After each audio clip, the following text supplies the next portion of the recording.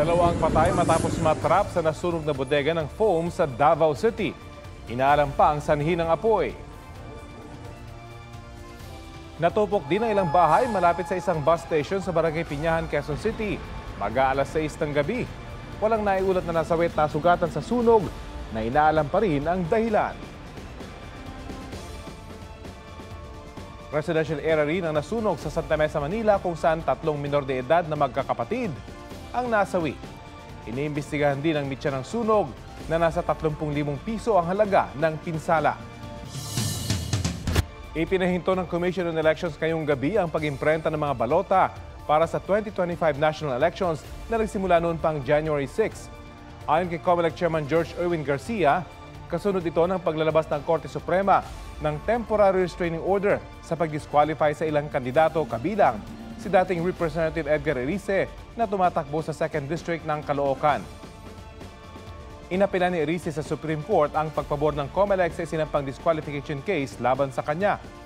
Nauna nang iginit ni Erice na wala siyang nilabag na probisyon ng Omnibus Election Code. Ayon sa COMELEC, kailangan magpatupad ng pagbabago sa Candidates Database Election Management System o EMS, Automated Counting Machine at Consolidated Canvassing System.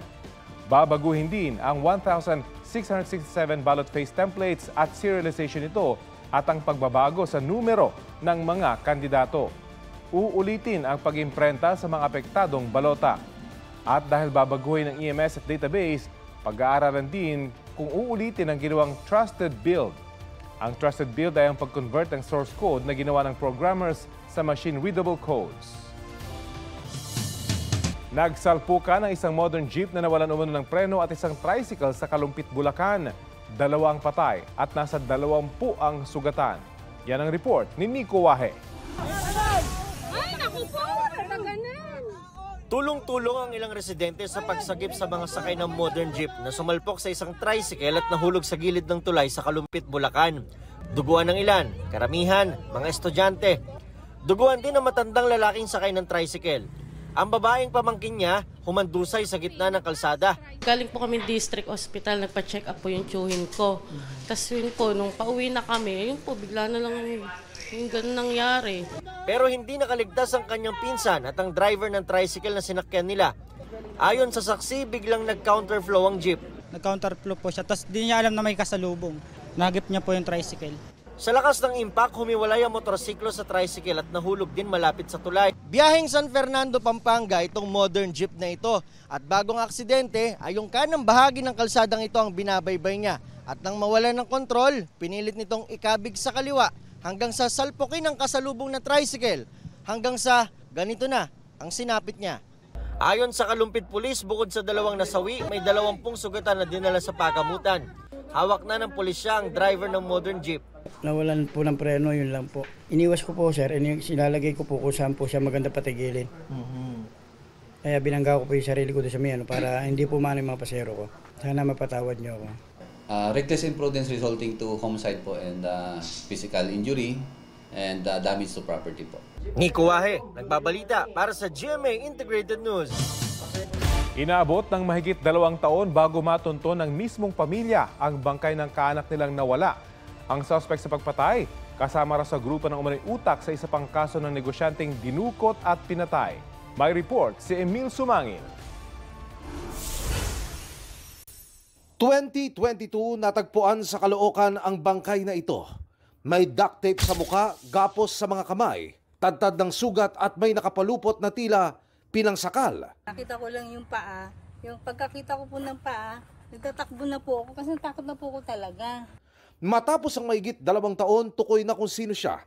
Si Noel Gonzaga, 29 years old. Mismong pamilyang naghahanap sa kanya ang tumukoy sa labi ng puntahan sa punerarya. Mrs. kayo mag-confirm, sir. Siya ho yun? Yung hinahanap yan. Yan po yung suot niya nung nawala siya. Suspect sa pagpatay si Elias Noli, kaklase at kaibigan ng biktima.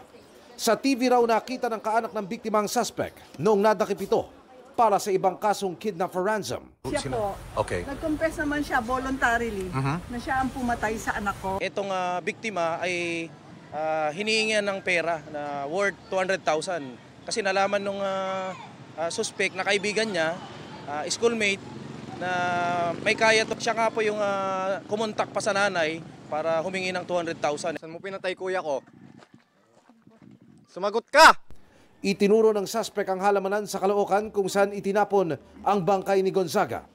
Tingin ng nanay ng biktima, may kasabwat pa ang suspect.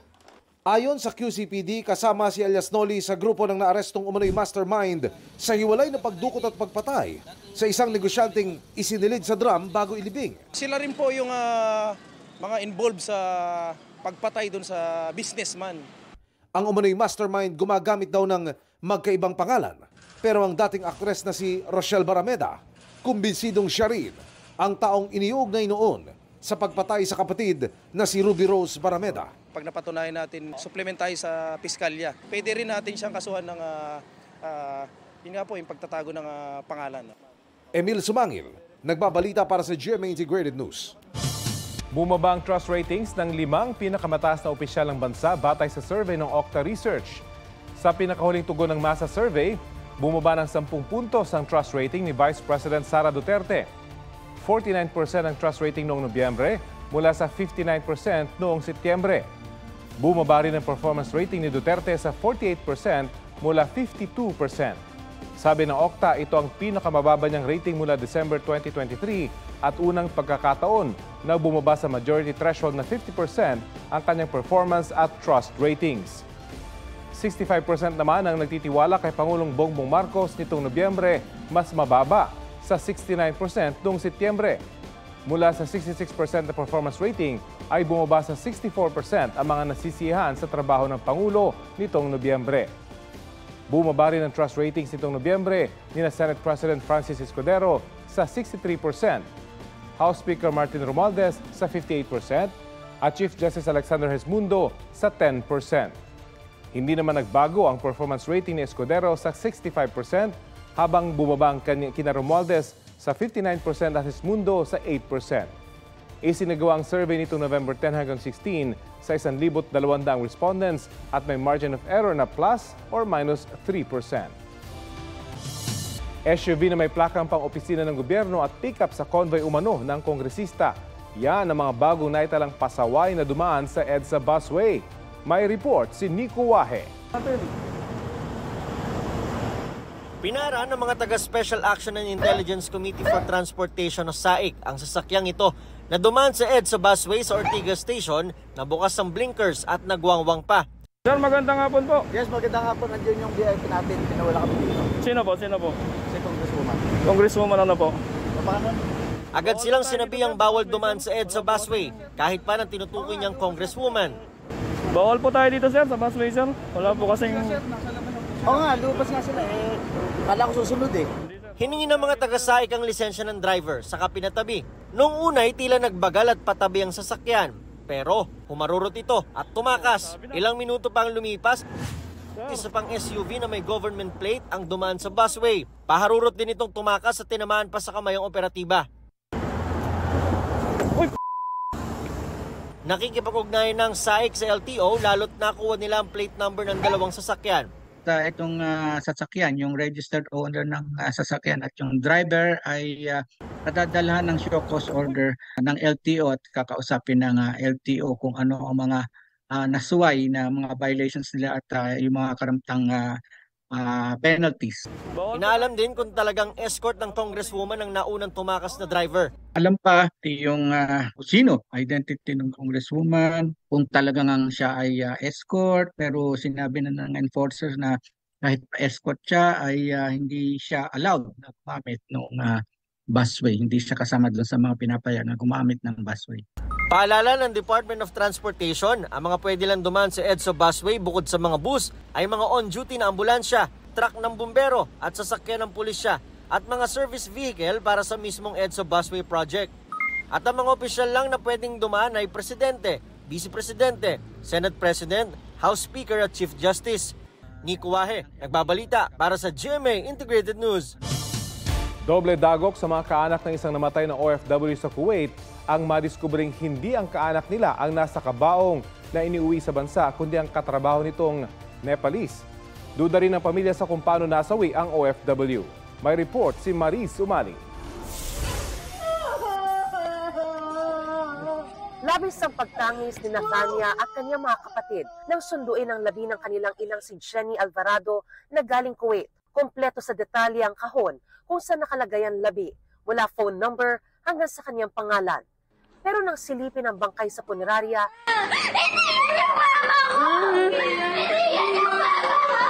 yung nunal niya po dito nabuhay sa ilong at yung may peklat po siya dito sa kamay na para siyang keloid. So lahat yun? Wala po. Imbes na kanilang ina, labi ng Nepali na kasamahan niya sa trabaho ang dumating. Humingi ng paumanhin ng Department of Migrant Workers sabay pagtitiyak na sa Huwebes darating ang labi ni Jenny. As it is, I take full responsibility dahil ako rin ang nagsabi na agaran ang pagpapauwi ni Jenny, which might have caused the mistake. But that said, we are also carefully studying whether there are liabilities involved with respect to the shipping of the human remains. Nasawi si Jenny noong January 2 matapos ma-suffocate sa pagsusunog ng uling. Patay rin sa insidente ang Nepali at 2 Sri Lankan. Pero duda rito ang kanyang pamilya. Baka sinasaktan din siya, ganun. Kasi may history po eh. Posible naman po tatawag sa pulis, walang ibig sabihin nun, di ba po? Na nanghihingi ng tulong. Yung mga kuko niya tinanggal, nakatali yung kamay niya, which is mayroon siyang parang mga dugo na mga buo-buo pa. Then, yung leg niya po, makikita mo na violet. Sabay-sabay po silang na-suffocate at namatay. Pero bakit po yung bangkay po ng Nepali na dumating dito? Ganun po yung itsura. Hinala ng pamilya at maging ng grupong sandigan o samahan ng mga DH sa gitnang silangan, may foul play sa pagkamatay ni Jenny at ng iba pa niyang mga kasamahan. Kaya nananawagan sila sa pamahalaan na masusing maimbestigahan ang insidente, mapanagot ang may sala at mabigyan ng hustisya ang mga naulila. We have assured them of getting the police reports and the autopsy results. Kasi yan ay inaantay pa natin. Bago pa man tayo makapagsuri, makapagpasya, whether or not we will pursue claims in relation to Jenny's death.